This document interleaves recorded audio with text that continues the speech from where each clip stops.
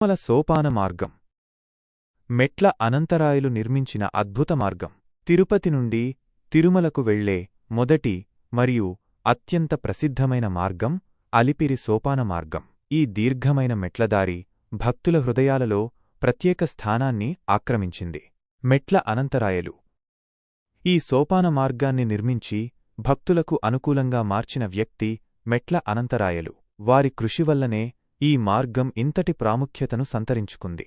ఆధ్యాత్మిక ప్రయాణం. అలిపిరి సోపాన మార్గంలో ప్రయాణించడం అనేది కేవలం ఒక భౌతిక ప్రయాణం మాత్రమే కాదు, ఒక ఆధ్యాత్మిక ప్రయాణం. ప్రతి మెట్టు ఎక్కేటప్పుడు భక్తులు తమ మనసును శుద్ధి చేసుకుంటూ తమ లక్ష్యాన్ని చేరుకోవడానికి ప్రయత్నిస్తారు. ప్రకృతి సందర్శన. ఈ మార్గంలో ప్రయాణిస్తూ భక్తులు అందమైన ప్రకృతిని ఆస్వాదించవచ్చు. కొండల అందం, పచ్చని చెట్లు, పక్షుల కిలకిలలు భక్తుల మనసులను ప్రశాంతంగా చేస్తాయి. శ్రీవారి దర్శనం. ఈ మార్గాన్ని అధిరోహించి తిరుమల చేరుకున్న భక్తులు శ్రీవారిని దర్శించుకుని తమ మనసులకు నిండు కొత్త శక్తిని పొందుతారు. తిరుమల సోపాన మార్గం ఎక్కేటప్పుడు గుర్తుంచుకోవలసిన విషయాలు. శారీరక సామర్థ్యం. ఈ మార్గం కొంత దూరం మరియు ఎత్తుగా ఉంటుంది కాబట్టి శారీరకంగా ఆరోగ్యంగా ఉన్న వ్యక్తులే ఈ మార్గాన్ని ఎక్కాలి. ఆహారం మరియు నీరు.